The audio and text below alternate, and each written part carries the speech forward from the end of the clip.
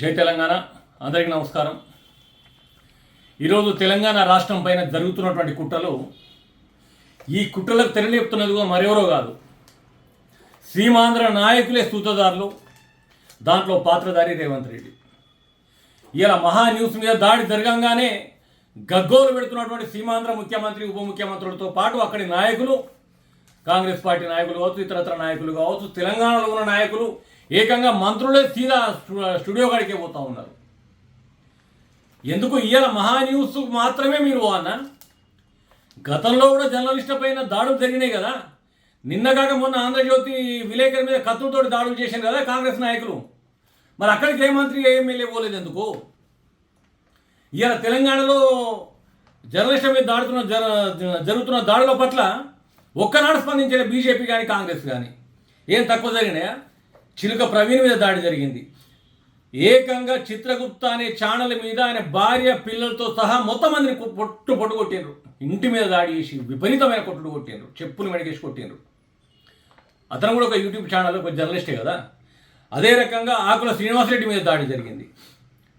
Journalist Shankar మీద దాడి జరిగింది. ఆఫీస్ మీద దాడి జరిగింది. రంజిత్ రెడ్డి మీద దాడి జరిగింది. విజయారెడ్డి మీద దాడి జరిగింది. సరిత మీద దాడి జరిగింది. తన్వి మీద జరిగింది. రేవతి మీద జరిగింది. గౌతమ్ మీద జరిగింది. అదే రకంగా సిద్ధి శ్రీనివాసరెడ్డి పైన దాడులు జరిగినాయి, కేసులు బుక్ అయినాయి. వీళ్ళందరినీ కేసులు బుక్ చేస్తూ ఉన్నారు, వీళ్ళందరినీ ఇబ్బంది పెడతా ఉన్నారు. అదే రకంగా కొమ్మినేని శ్రీనివాసరావు అనేది ఏకంగా అరెస్ట్ చేసి ఆయన వయసు కూడా కనీసానికి లెక్క చేయకుండా అరెస్ట్ చేసి డిమాండ్ చేసిండ్రు. సాక్షి మీద దాడులు జరిగినప్పుడు ఈ ముఖ్యమంత్రి చంద్రబాబు కానీ, ఉప ముఖ్యమంత్రి పవన్ కళ్యాణ్ కానీ ఎక్కడ పోయినప్పుడు అప్పుడు లేరా? ఈయన మహా న్యూస్లో ఉన్నటువంటి వంశీ ఒక బ్రోకర్ వేషాలు వేసుకుంటా. నువ్వు చేయాల్సిన దందే బ్రోకర్ దందా. నువ్వు ఇలా చేస్తున్నది ఒక జర్నలిజం ముసుగులో బ్రోకర్ దందా చేస్తూ ఉన్నావు. నువ్వేం మాట్లాడుతూ ఉన్నావు? ఒక వైఎస్ రాజశేఖర్ రెడ్డి, ఒక రోషయ్య, ఒక కిరణ్ కుమార్ రెడ్డి, ఒక కేసీఆర్ కలిస్తే రేవంత్ రెడ్డి అంటే దీనికి అంత సూత్రధారి రేవంత్ రెడ్డి, చంద్రబాబు అని మేము చెప్తా ఉన్నాం. ఒకవైపు తెలంగాణలో జర్నలిస్టుల పైన దాడులు జరిగినప్పుడు, ఆంధ్రలో దాడులు జరిగినప్పుడు స్పందించని ఈ పార్టీలు ఎలా వేగత కంఠంతో పోయి అక్కడ ఖండిస్తూ ఉన్నాయి, అక్కడ పోయి ముసలి కన్నీళ్ళు గారుస్తూ ఉన్నాయి. మరి ఇదే కేటీఆర్ గారి మీద, కేసీఆర్ గారి కుటుంబం మీద దిగజారి విలువలు కోల్పోయి ఇష్టరాజ్యం తమ్నేల్స్ పెట్టుకుంటూ సోషల్ మీడియాలో, టీవీలలో ప్రసారాలు చేసుకుంటూ వ్యక్తిత్వ హననం చేసినప్పుడు ఒక్క పార్టీ స్పందించలేదు, ఒక్క పోలీస్ అధికారి స్పందించలేదు. ఇవాళ మాత్రం పోలీస్ అధికారులతో ఎగేసుకొని వచ్చేసి అరెస్ట్ చేస్తూ ఉన్నారు.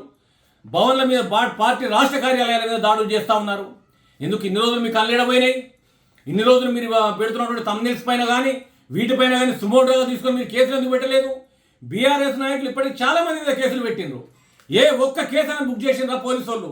ఇవాళ మీరు ఎందుకే చేసుకొని వస్తుండ్రు? చిన్న 4 అద్దాలు వలగంగానే. అంటే సీమాంధ్ర నాయకుల అజమాయిషి కోసం, సీమాంధ్ర నాయకుల బూట్ల నాయకుల కోసం తెలంగాణలో కొంతమంది నాయకులు సరెండర్ అయినరు. సీమాంధ్ర వాళ్ళ ఆధిపత్యం కొనసాగించడం కోసం అక్కడి నుంచి ఇలా చక్రం నింపుతా ఉన్నారు. దీంట్లో తెలంగాణ మరొకసారి బలి కావాలి, తెలంగాణను పూర్తిగా అణిచివేయాలి, ఎదుగుతున్న తెలంగాణ నాశనం చేయాలని చెప్పేసి మళ్ళీ ప్రయత్నాలు కొనసాగుతూ ఉన్నాయి.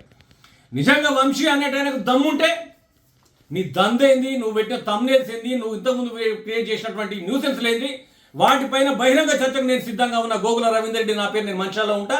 నువ్వు విలువ ఏ స్టూడియో పిలుస్తావు, విలువ నేను వస్తా. ఎక్కడ మాట్లాడదామని చెప్పి నేను వచ్చి మాట్లాడతా. నువ్వు పెట్టిన దేనిపైన నువ్వు నిలబడతావు? ఎవరు నీకు చెప్పింది? ఎవరు కోర్టు చెప్పినా, పోలీసులు చెప్పిందా, ప్రజలు చెప్పిందా, బాధితులు చెప్పిండ్రా? ఎట్లా పెడుతున్నావు కేటీఆర్ మీద నీ ఇష్టం వచ్చినట్టు? ఇప్పటికైనా నోరు అదుపులో పెట్టుకోవాలి. జర్నలిజం ముసుగులో జర్నలిజం పరుగు తీయొద్దు, మీడియా ముసుగులో మీడియా పరుగు తీయొద్దు. ఇలా మీరు చేస్తున్నటువంటి ఈ చిల్లర ప్రయత్నాలు జర్నలిజానికి మచ్చలేస్తూ ఉన్నాయి. జర్నలిజంలో కూడా నికార్సు ఉన్న మీడియా ఎవరు కూడా ఈయన సపోర్ట్ చేయట్లేదు, 1-2 తప్ప. ఆ 1-2 కూడా సీమాంధ్ర కన్సర్న్లో నడిచేటే. రేవంత్ రెడ్డి వాటికి బ్యాచ్ లీడర్గా ఉన్నాడు. ఆ గ్యాంగ్ లీడర్ రేవంత్ రెడ్డి కాబట్టి ఇలా తెగ ఉత్సాహం చూపెడతా ఉన్నారు. ఇలా ఎంతోమంది ప్రజలు చనిపోతే పోయినటువంటి మంత్రులు ఇలా ఏకంగా స్టూడియో కాడికి పోయి ముసలిని కన్నీరు కార్చడంలో దాని వెనుక అర్థం ఏంటిది? ఎందుకు ఇంతగానం? ఎస్ఎల్బీసీలో చనిపోతే కనీసానికి ముఖ్యమంత్రి పోవడానికి 4 రోజులు పట్టింది. ఇక్కడికి మాత్రం ఇదే ముఖ్యమంత్రి క్యాబినెట్లో ఉన్న మంత్రులు మాత్రం 5 నిమిషాలు అక్కడ ప్రత్యక్షమవుతారు. ఇలా బీజేపీ నాయకులు ఖండిస్తూ ఉన్నారు, ఏ ముఖం పెట్టుకొని ఖండిస్తూ ఉన్నారు. చిత్రగుప్త ఛానల్ మీద చేసిన దాడి పాశవిక దాడి, అది దానిపైన ఎందుకో స్పందించకపోతే ఇలా ఏమిటి స్పందిస్తూ ఉన్నారు? ఎందుకు ఆవేశపడుతున్నారు? ఖచ్చితంగా తెలంగాణలో మీరు ఇదే చిల్లర రాజకీయాలకు తెరలేపితే ఏ రకంగా బుద్ధి చెప్పాలో ఖచ్చితంగా ఆ రకంగా బుద్ధి చెప్పడానికి మేము సిద్ధంగా ఉన్నామని చెప్పి హెచ్చరిస్తూ ఉన్నాం. ఇప్పటికైనా మీ పద్ధతి మార్చుకోండి. మీరు ప్రశ్నించే విధానం సూటిగా ఉంటే సమాధానం చెప్పడానికి మేము సిద్ధంగా ఉన్నాము. మీ నోటికి వచ్చిందే వేదం మా ఇష్టం వచ్చినట్టు మేము పెట్టుకుంటాం. నిజంగా నువ్వు నీతిమంతునివి అయితే నువ్వు పెట్టినటువంటి వీడియోలు, నువ్వు పెట్టిన thumbnails అన్ని ఎందుకు తీసేసావు రాత్రికి రాత్రే? అక్కడే కదా నీ నీతి కనబడతా ఉన్నది. నువ్వు నీతిమంతునివి అయితే ఉంటూ ఉంటుంది ఇప్పటిదాకా, ఎందుకు తీసేసావు రాత్రికి రాత్రే? అంటే 4 పడితే తప్ప దారికి రారా? ఇప్పటికైనా సిగ్గు తెచ్చుకోవాలి. మీడియా జర్నలిజం ముసుగులో ఈ బ్రోకరేషాలు వేయద్దు. మీడియా అన్నా జర్నలిజం అన్నా ప్రతి రాజకీయ నాయకుడికి ప్రజలకు ఒక గౌరవం ఉన్నది. ఆ గౌరవాన్ని పాడు చేయొద్దని చెప్పేసి తెలియజేస్తా ఉన్నాం.